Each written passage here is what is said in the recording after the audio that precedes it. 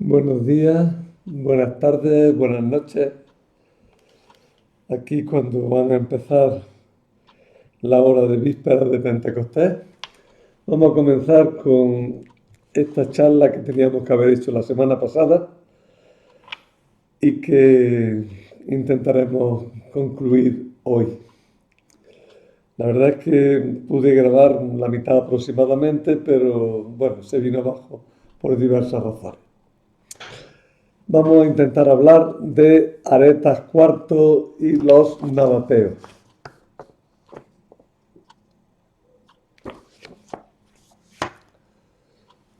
Los nabateos son conocidos para nosotros tanto por sus menciones en la Biblia como por su capital, Petra, en Jordania, donde todavía, como sabéis, acuden muchos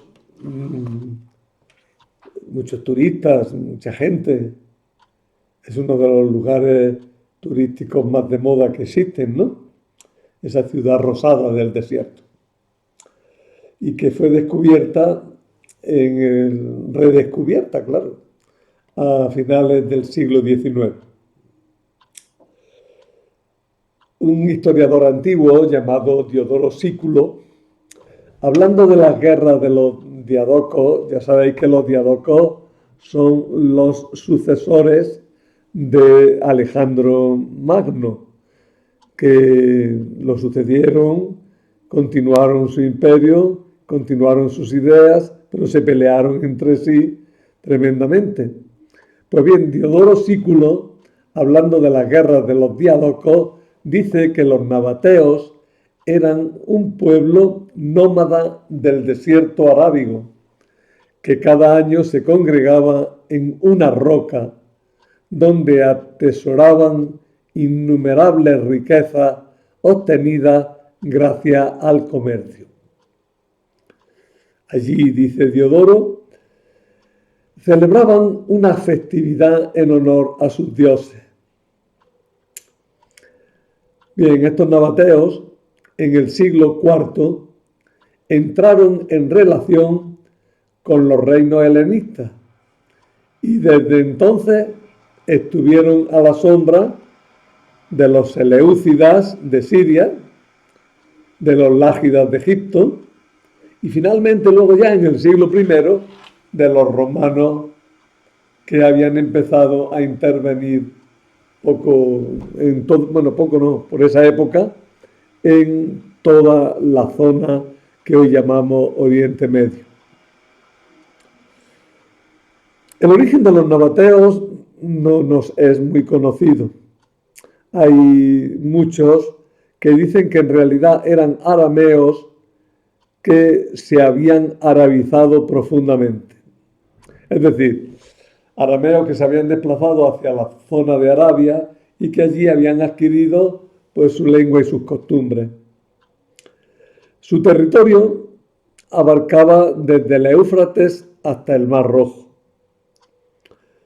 Hay otros que dicen que no, que ciertamente los nabateos eran árabes, quizá procedentes desde el sur, del Yemen actual, que se habían trasladado hacia el este de la península y que finalmente fueron hacia el norte hasta ocupar la zona de la que ahora vamos a hablar. Los nabateos estaban gobernados por reyes y controlaban una poderosa red de redes comerciales, de rutas comerciales. Los nabateos eran comerciantes que controlaban rutas comerciales del Oriente. Ya he dicho que estaban gobernados por reyes y que tenían unas formas de gobierno propias. La verdad es que cuando se habla de los nabateos, los más antiguos, pues las noticias vienen bastante idealizadas. Se habla de ellos como un pueblo bastante utópico, en el que se vive un ideal de igualdad y de democracia e incluso de igualdad con la mujer que cuando las lee uno se da cuenta de que tienen una buena dosis de utopía.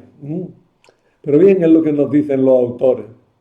Tenían un gobierno con unas instituciones muy democratizadas y las mujeres pues tenían un poder importante entre los nabateos.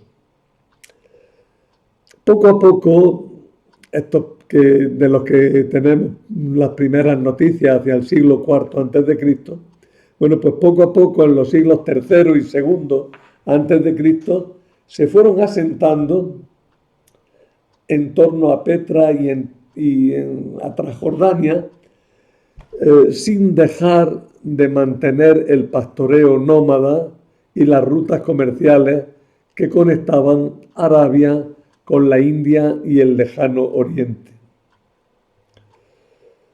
En este comercio destacaron con mucha fuerza los productos propios de Arabia, que eran sumamente estimados, entre los cuales podemos citar sobre todo el incienso y la mirra. Las rutas caravaneras, que incluso venían del extremo oriente por la ruta de la seda, pues confluían en Petra.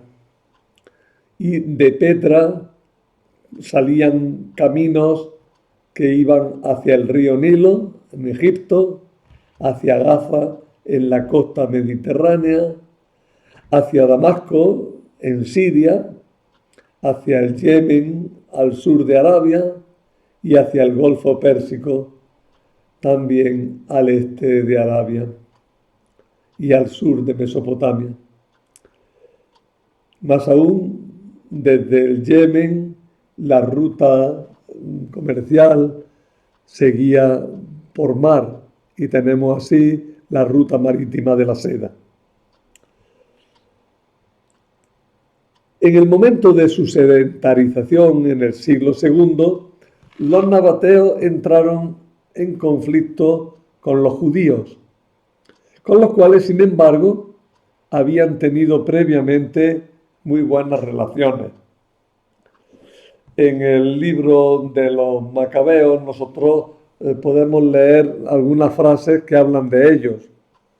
Primero Macabeos 5:25 dice que Judas Macabeo y su hermano Jonatán atravesaron el Jordán y caminaron 3 días por el desierto.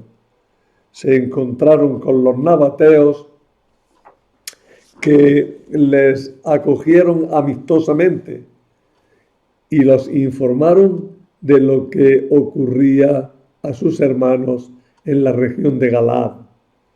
¿Veis? Hay una relación de amistad. Aquí también, aunque a primera vista no se ve, también se trata de una relación de amistad. El segundo Macabeo 5:8 cuenta que el sumo sacerdote Jasón, que había usurpado el sumo sacerdocio, que había sido depuesto, que había sido desplazado de su cargo el año 168 a.C., huyó al territorio de los nabateos. Lo leo como lo pone.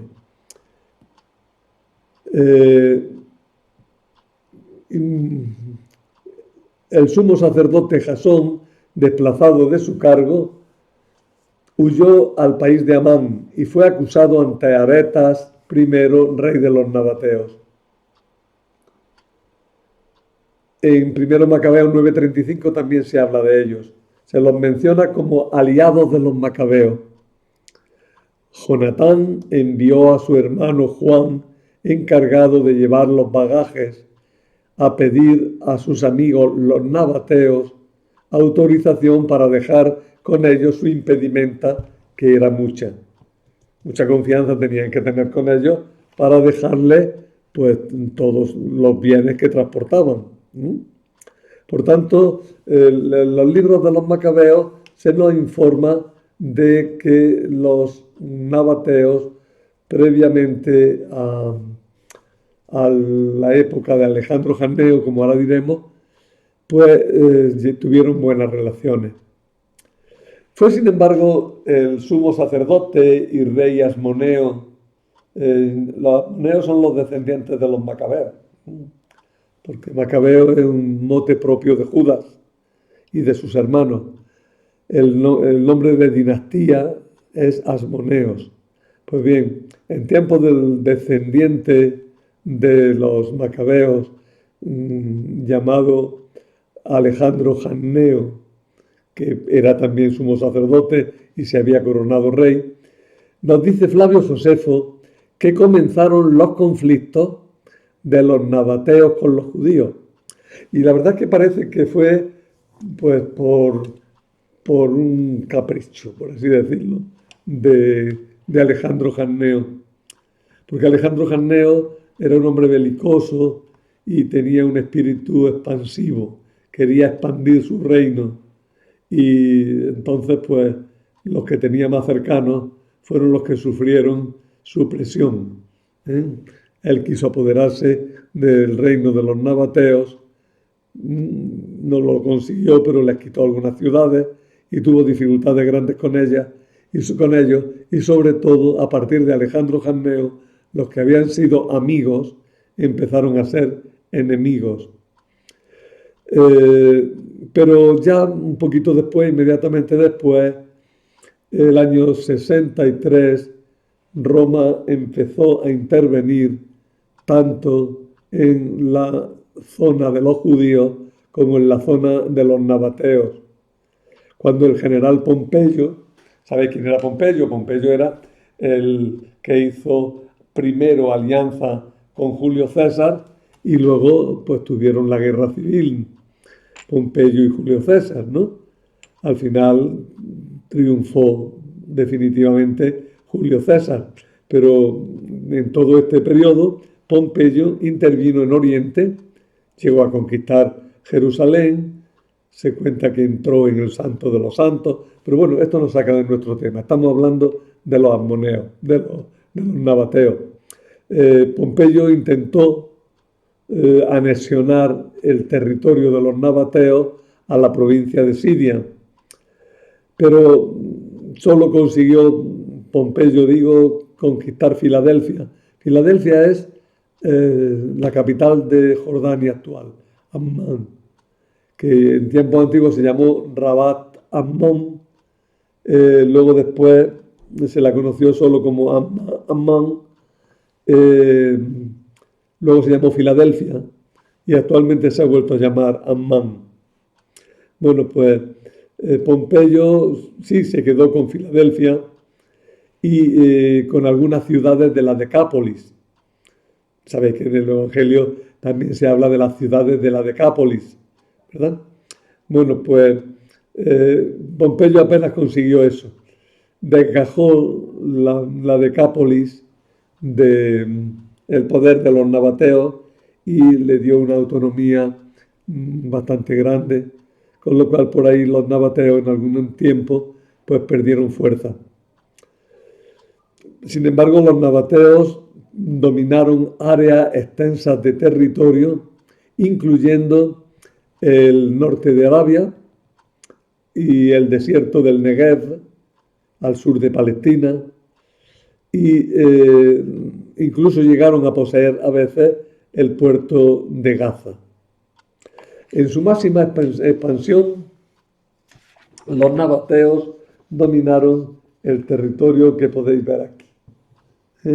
Este que está un poco coloreado, la zona central aquí, desde el río Éufrates hasta el Mar Rojo y desde la península de Arabia hasta el Mar Mediterráneo, llegando a ocupar incluso la península del Sinaí. Ocuparon un territorio muy amplio. Leo lo que tengo aquí. Los nabateos habitaban un territorio delimitado al sur, mientras lo veíamos, delimitado al sur por la península arábiga, al norte y al oeste tenían el reino de Judá, al sudoeste estaba Egipto, dominado en aquella época por los Ptolomeos, y la capital de los nabateos era una ciudad que se llamó Racmu y ahora llamamos Petra. Bueno, la llamaron ya los romanos así, Petra, en Jordania. Ciudades importantes también eran Bosra, Madaín, que actualmente es Egra, y Nitzana. Diodoro Sículo, del que ya hemos mencionado antes, afirma que los nabateos consiguen vivir en un desierto sin agua, excavando cisternas y camuflándolas para que los enemigos no las encuentren. Las sabían camuflar perfectamente y ellos las encontraban porque las marcaban con señales que solo ellos conocían y no los enemigos, que pasaban por encima de ellas y se morían de sed. Poco a poco los nabateos fueron siendo sometidos por Roma. Ya hemos dicho que al principio Pompeyo quiso anexionarla a la provincia de Siria, pero no lo consiguió. Y poco a poco se fue haciendo con el control de la región.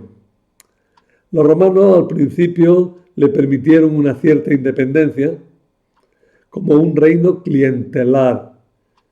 ¿Qué era un reino clientelar? Pues era un reino que en realidad pertenecía a los romanos, pero en el que ponían un rey propio de ese pueblo, que actuaba más como gobernador de los romanos que como rey propio de ese pueblo. Pero esa ficción de independencia permitía una autonomía bastante grande y mantenía al pueblo sometido al imperio romano, al que pagaban unos impuestos bien directamente, bien en forma de regalos, pero que al fin y al cabo eran un impuesto pesado que pagaban de una manera fija. Al final, en tiempos de Trajano, en el año 106 después de Cristo, los romanos incorporaron totalmente al imperio el territorio de los nabateos. Y esa incorporación dio lugar a la creación de una provincia que llamaron la Arabia Pétrea. Y esta incorporación tuvo como consecuencia la pérdida progresiva de importancia de Petra a favor de Palmira, que fue prácticamente considerada, está mucho más al norte, Palmira, fue considerada prácticamente como una ciudad nabatea, aunque ya incorporada plenamente a Roma. Lo cierto es que en Palmira hubo también algunas rebeliones importantes. Para que veamos un poquillo más el territorio nabateo y las rutas comerciales, tenéis este mapa que es bastante bueno para lo de las rutas comerciales.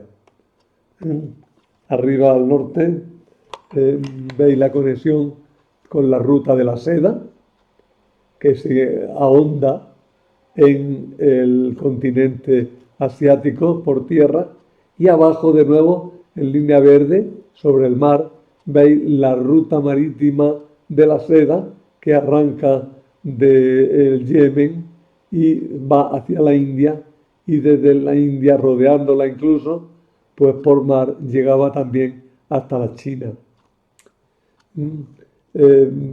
Tenéis ahí la ciudad de Petra en un punto estratégico. A ver, me cuesta mucho trabajo señalar con el lápiz. Aquí, a ver.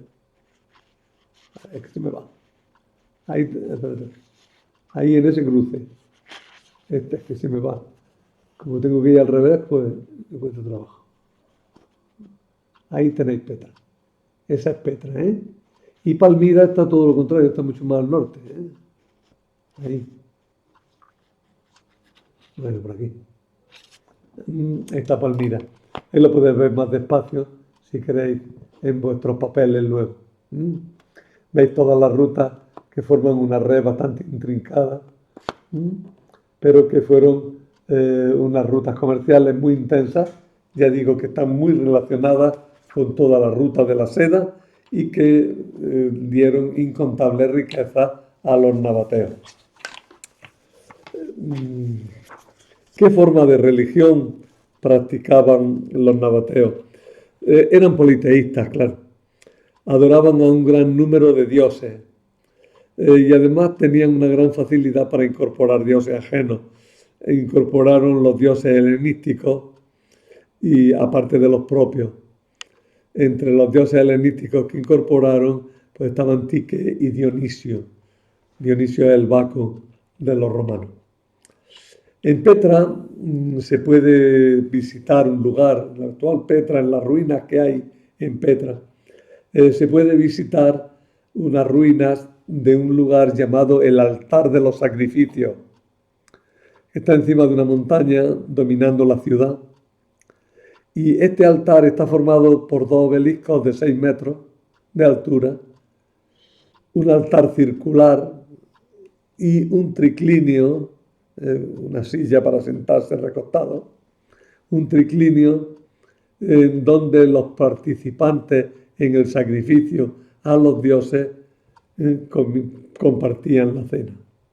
El triclinio era como un semicírculo en torno a una mesita y la gente se acostaba, así se ponía recostada, generalmente sobre el brazo izquierdo, para acercar la mano a la mesa y comer fácilmente. La verdad es que comer recostado debía ser bastante molesto, pero los romanos lo practicaron y otros pueblos lo imitaron, entre ellos, como veis, los nabateos. En las tumbas aparecen representaciones de muchos dioses, entre los cuales destaca un dios llamado Dushara, que era el dios de la fertilidad y el dios principal del panteón nabateo. También estaba Manatu, diosa de la muerte, y una diosa llamada Atlat, hija de Allah, el dios supremo. La religión tenía un fuerte componente astral, es decir, en el fondo consideraban que las divinidades eran los astros. Por tanto, conocer bien el comportamiento de los astros era conocer bien el comportamiento de las divinidades. Y por eso también, pues, los estudios de astronomía, que derivaba sobre todo en astrología, porque interesaba conocer el movimiento de los astros, en cuanto que eso ayudaba a conocer el destino de los mortales. La religión de los nabateos era una religión astral. Los astros eran los dioses en definitiva. Por eso tenían en cuenta los movimientos del sol, de los astros, para construir sus edificios. De forma que los mismos edificios actuaran de relojes astronómicos. Las construcciones se levantaron, digo, teniendo en cuenta los equinoccios y los solsticios y otros acontecimientos astronómicos.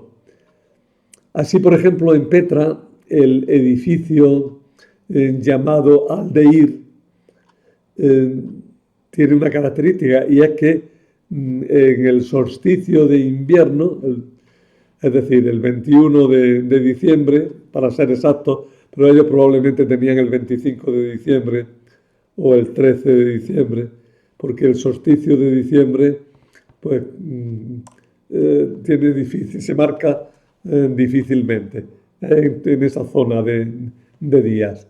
Bueno, pues ellos consiguieron que durante el solsticio de invierno, el sol penetrara en el templo de forma que iluminara un podio en el que se habían situado las estatuas de las divinidades. Además, si te pones en ese mismo día mirando desde ese podio, ves al fondo la sombra de la montaña sobre las otras montañas del otro lado del valle, y esta sombra de la montaña tiene forma de león, que es animal asociado al culto de la diosa Al-Utsa. Bueno, con las formas de las sombras, pues también hay que echarle imaginación normalmente, ¿no? Pero vamos, ellos veían la sombra de un león y por tanto veían una manifestación de esa diosa. Sus divinidades incluso tenían formas un poco especiales. Fijaros esa divinidad. En realidad es una lápida que tiene rasgos de una cara ¿eh? Para indicar que es un ser vivo y poderoso, ¿no? Como era una divinidad. Podemos decir que como las religiones semíticas en general tienden al rechazo de las imágenes. Una importante aportación de los nabateos, y ahora ya estamos hablando de técnica, pues una importante aportación fue el desarrollo de técnicas hidráulicas que permitían tener abastecida de agua Petra y las demás ciudades, y también los puntos de encuentro y acampada de las caravanas comerciales. Ya hemos dicho antes que eran muy hábiles en construir depósitos de agua en pleno desierto que ocultaban cuidadosamente. Por tanto, en el terreno hidráulico y de riego, los nabateos fueron muy avanzados. Las localidades principales ya os las he dicho antes, y ahora después hablaremos de Petra. En la época romana ya avanzada fue muy importante Palmira, pero Palmira no era conocida como ciudad nabatea, aunque se sabe que los habitantes eran fundamentalmente los antiguos nabateos, que ya eran romanos. Culturalmente estuvieron muy influenciados por los reinos helenistas, hasta el punto de que algunos de sus reyes se llamaban filohelenos, amantes de los helenos, ¿no? El alfabeto que ellos tenían se derivó del arameo y acabó dando lugar en su forma cursiva al actual alfabeto árabe. Tened en cuenta que todos los alfabetos alfabetos son fonéticos.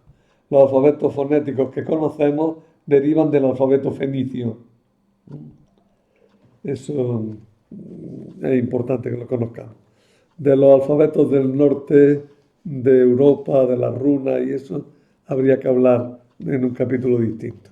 Pero los alfabetos que conocemos y que utilizamos, el alfabeto latino, el alfabeto griego, el alfabeto cirílico, el alfabeto etíope, el alfabeto árabe, todos esos alfabetos, en definitiva, se derivan de un alfabeto inicial, que es el alfabeto fenicio. Además tiene una característica, que menos los etíopes, todos han conservado el mismo orden de las letras o casi el mismo orden de las letras.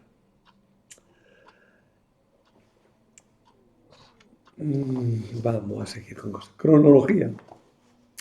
La cronología del reino nabateo se puede establecer basándose en las inscripciones que se han rescatado con los trabajos de la arqueología. Los estudios sobre los restos encontrados, las noticias que aparecen esporádicamente en los historiadores clásicos, sobre todo Flavio Josefo, Diodoro Sículo y Estrabón, pues todo eso nos permite construir y elaborar una cronología sobre todo de la última época de los reyes nabateos, que es aceptada generalmente por todos. Gracias a esa fuente sabemos que podemos hablar de nabateos desde el siglo IV antes de Cristo, y que a mediados del siglo II había reyes nabateos que gobernaban desde Petra, gobernaban teniendo como centro la ciudad de Petra. El año 168, estamos a mediados del siglo II antes de Cristo, pues en ese año sabemos que reinaba Aretas I, y dio origen a una dinastía de reyes que permaneció en el trono 200 años más o menos, hasta la disolución del reino por los romanos en el año 106 después de Cristo. La Wikipedia, y creo que es buena en este punto, ofrece la siguiente lista de reyes nabateos. La tenéis aquí. Tenemos Aretas I, Rabel I, Aretas II, Obodas, Aretas III, Obodas II, Malijus o Malico, también le llamas primero, Obodas III, Aretas IV, que es el personaje de nuestro tema, Malico II y Rabel II, que ya fue depuesto y su reino pasó a formar parte de la provincia romana de Siria. A partir del año 168 antes de Cristo, con la población ya sedentarizada, se consolidaron las primeras instituciones. Perdóname, se me traba un poquillo la lengua. Se consolidaron las principales instituciones. También de esta fecha datan las tumbas reales más antiguas. Luego, cada rey quiso que su mausoleo, excavado en la roca, fuese mejor que el de sus predecesores. Entre todos destacó el que hoy conocemos como el Tesoro, que probablemente sea la tumba de Aretas IV. Es este edificio que habéis visto innumerables veces. Está excavado en la roca, no es un edificio, es una excavación. Sirvió de mausoleo. Tiene una portada que parece la portada de un templo griego, ¿verdad? Bueno, ese es el más famoso, pero hay bastantes más y muy parecidos además. Son muy parecidos, os confundiréis con facilidad. Bueno, y ahora vamos a hablar de Aretas IV. Ya hemos visto su retrato antes, pero aquí tenéis otros pocos retratos basados en las monedas. No tenemos otro tipo de imágenes de este personaje. El rey Aretas lo tenéis en la de arriba, a la derecha, con su esposa Huldu, hacia el año 2 antes de Cristo. En la siguiente también está Huldu y el rey Aretas. No están muy parecidos los dos, pero en la moneda ya sabéis que los parecidos son bastante débiles. Y abajo tenemos una cosa curiosa, que es que está el rey Aretas y su esposa Shakila, y aparecen en doble imagen, ¿no? Tuvo, por tanto, como veis, este Aretas dos esposas. Ahora lo decimos un poquillo. Pero sucesivas, no juntas, sucesivas. Primero fue Huldu y después fue esta Shakila. Huldu debió de ser bastante importante. Bueno, me he empezado ya a hablar de Aretas y no lo habíamos presentado. La verdad es que muchas veces los reyes aparecen de pronto y no sabemos mucho de ellos originalmente. Antes hemos dicho que los reyes nabateos eran clientes de Roma. Tenían un régimen clientelar. ¿Eso qué suponía? Pues que reinaban porque así se lo concedía el emperador. Y si la sucesión, pues se la permitía, pero el emperador tenía que revalidar el nombramiento. Eso, si veis la historia de Herodes, pues veréis los problemas que tuvo Herodes para hacer sus testamentos, porque tenía que aprobárselo el emperador Augusto. Pues bien, nuestra historia de Aretas la vamos a empezar cuando Aretas se proclama rey sin contar con los romanos. Cuando murió el rey Obodas III, que por cierto murió envenenado por un personaje intrigante que en el fondo lo que quería era apoderarse del trono, pues cuando murió el rey Obodas III en el año 9 antes de Cristo, es decir, más o menos por la época del nacimiento del Señor, un descendiente suyo o nieto, no se sabe si era hijo o nieto, y algunos dicen que ninguna de las dos cosas, pero no, vamos, da la impresión de que sí, que tenía que ser hijo o nieto del rey Obodas, pues se llamaba Eneas. Eneas es un nombre helenístico también, ¿eh? Pues se consideró el legítimo heredero según las leyes nabateas y se proclamó rey, pero se cambió el nombre y se puso el nombre dinástico de Aretas IV. Todo esto, como digo, lo hizo sin contar con el emperador Augusto. Augusto no admitía bromas y Roma intervino en el reino y parece que lo mantuvo anexionado algunos años. Les debió de ir mal la experiencia porque al poco tiempo, a regañadientes, Augusto reconoció a Aretas como rey legítimo de la zona. Y deducimos que hubo un periodo antes de reconocerlo con anexión, porque hay un periodo de bastantes años en los cuales no aparecen monedas propias de los nabateos, con inscripciones del rey Areta en concreto. Hay un salto de unos cuantos años en los cuales no hay monedas con la efigie de Areta. También hay una frase de Estrabón que afirma que los nabateos hoy, al igual que los sirios, están sometidos a los romanos.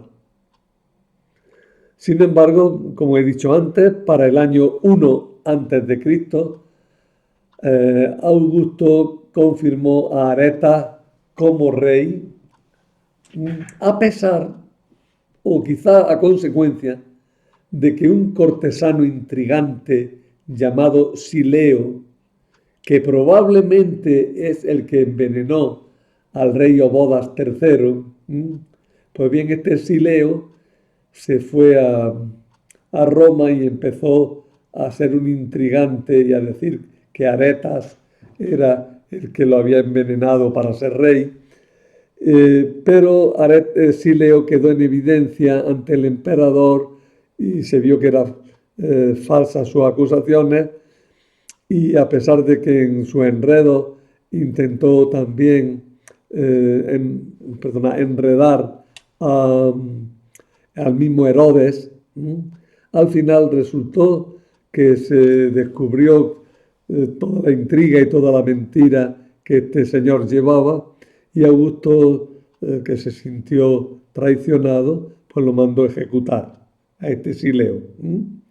Y reconoció a regañadientes, como digo, a Aretas como rey de los nabateos. El reinado de Aretas fue en general una época de gran prosperidad y de gran prestigio para los nabateos. Tras la muerte de Herodes el Grande de Judea, Aretas IV ayudó al gobernador Varo a pacificar Judea. Y siendo ya emperador Tiberio en Roma, Aretas casó a su hija con Herodes Antipas, que el año 33, después de Cristo ya, se divorció de la mujer de la hija de Aretas para casarse con su sobrina Herodías. Esta Herodías es la que intrigó para que mataran a Juan Bautista. Pues Aretas, ofendido por el desprecio que Herodes había hecho a su hija, atacó a Antipas y invadió y se apoderó de Perea y venció a Antipas en los confines de Gaulanítide con la Batanea, es decir, en la parte norte del reino, ¿no? A ver si hay algún mapa de esto. No, es que esos mapas son muy... No, no lo íbamos a ver. Es en la zona norte del lago de Galilea, bastante más al norte y al este del lago de Galilea.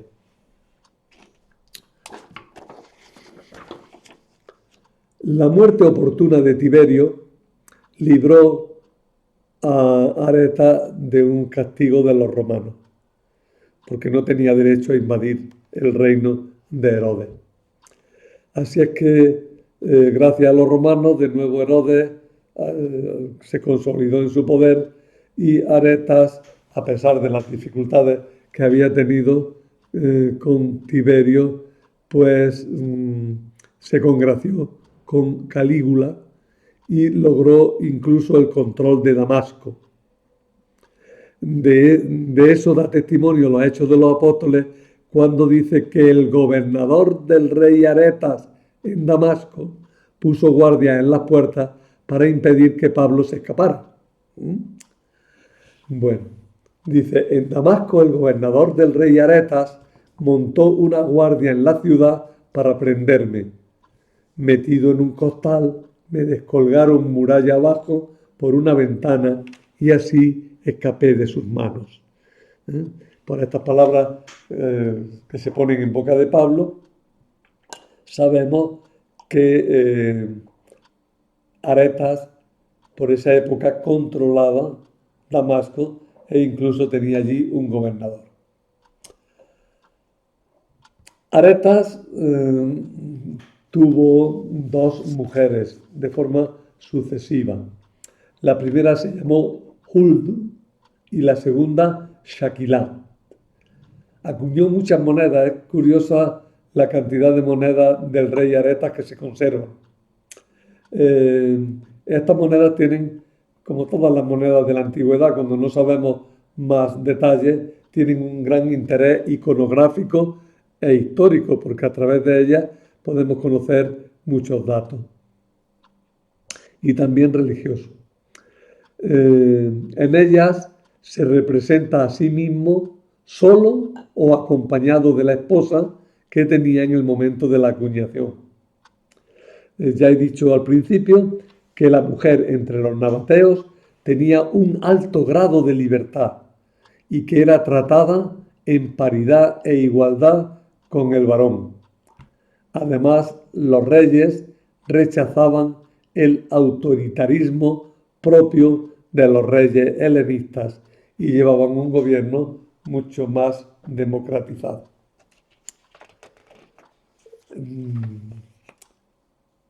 Aretas IV hizo labrar en Petra, entre otros monumentos, el famoso mausoleo que os he enseñado antes, conocido como Aznefaraun o el tesoro, porque se creían que él tenía un tesoro, pero era un mausoleo. Los árabes, sin embargo, cuando la tuvieron la ciudad controlada, ahora hablamos de Petra enseguida un momento, pues creyeron que era un tesoro y que lo que hacía falta era poder obtener lo que contenía ese tesoro, que estaba oculto incluso probablemente por algún medio mágico, ¿no? Bueno, Aretas hizo labrar en Petra varios monumentos y entre ellos el famoso mausoleo conocido como el Tesoro. Aretas murió el año 40 después de Cristo y le sucedió su hijo Malicos II. Digamos siquiera, aunque sea brevemente, algunas palabras acerca de Petra. La ciudad de Petra se extendía por un valle encajonado por rocas muy altas y su acceso es extremadamente difícil. Se accede a ella por un túnel muy estrecho, a cuya salida brilla de pronto al fondo, dejando perplejo al viajero el monumento del tesoro. Para que os hagáis una idea, esta fotografía puede ayudar, ¿verdad? ¿Veis el túnel? Sí que abajo, creo que la veréis, abajo hay una carreta, ¿no? Bueno, pues cuando entras por este túnel llamado SIC, pues cuando llegas al final, lo primero que ves es ese edificio esplendoroso, ¿no? Que llena así como de admiración al viajero. Estrabón decía, la capital de los nabateos se llama Petra, porque se extiende por una planicie, pero alrededor está rodeada de roca. Fuera de ella hay arroyos y dentro de la ciudad hay fuentes abundantes de agua corriente que sirve para regar sus jardines. La principal arteria, la principal calle de Petra era una gran vía porticada a ambos lados con columnas. A esa calle se abrían los comercios, los negocios y unía los principales espacios públicos de la ciudad.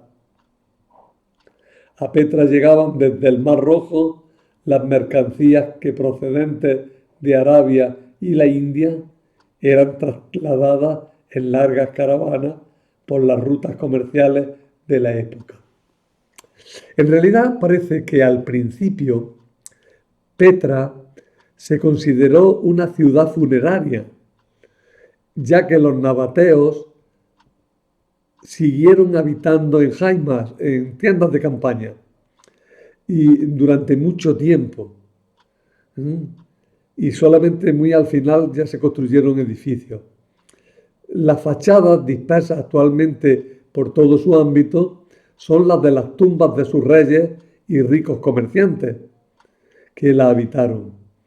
Por eso, a la par que gozamos de su belleza, podemos lamentar que el paso del tiempo y los frecuentes terremotos de la zona acabaron con los edificios civiles y los palacios de sus nobles. Y también, como no había demasiados, pues con las tiendas de campaña no hicieron falta ni terremotos ni nada. Las tiendas de campaña desaparecen con el tiempo. Después de una época de gran esplendor, Petra cayó en el olvido y quedó desconocida. Los beduinos que habitaban en la zona, creyéndola llena de tesoros ocultos, recelaban de cualquier extranjero que se acercara a ella e impedían que fuera conocida por los extraños. Pero un viajero y arqueólogo y espía suizo llamado Johann Ludwig Burckhardt, este señor, a ver si lo puedo poner bien que se vea. ¿Oye ahora? Este Burckhardt. Pues bien, este personaje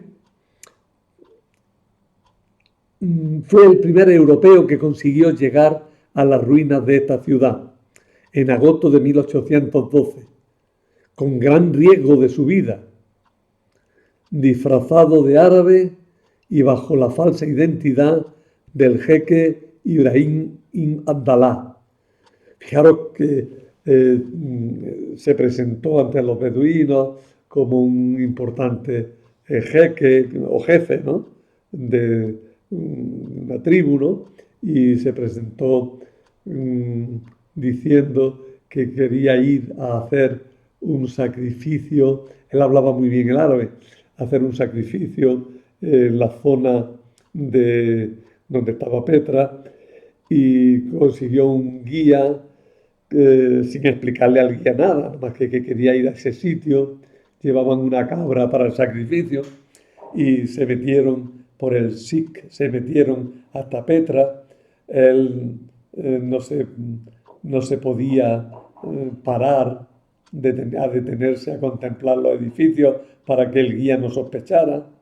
Incluso fingió que entraba para hacer sus necesidades en un rincón y allí como pudo, disimuladamente en un momentillo, tras un pequeño croquis de los edificios que estaba viendo, los escondió muy bien para que no los acusaran de espía.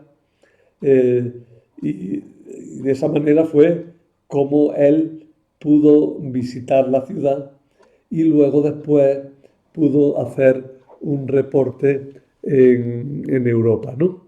De lo que había descubierto. Ahora Petra sigue admirando a los que la visitan. Su arquitectura tallada en piedra arenisca, que con sus vetas de colores rosados hace aún más soberbia su belleza, impresiona fuertemente a los turistas que llegan a ella a través del SIC, del estrecho desfiladero que le da acceso. Si queréis ver cosas sobre Petra, en internet tenéis muchísimo, tenéis muy buenas imágenes y bastante información sobre la ciudad. Por eso la omito yo. Y nada más, con eso acabamos este tema que corresponde a la semana que hemos terminado. Luego grabaré el próximo tema que hablará de Flavio Josefo, pero de ese hablamos, como digo, después. Con esto terminamos esta charla.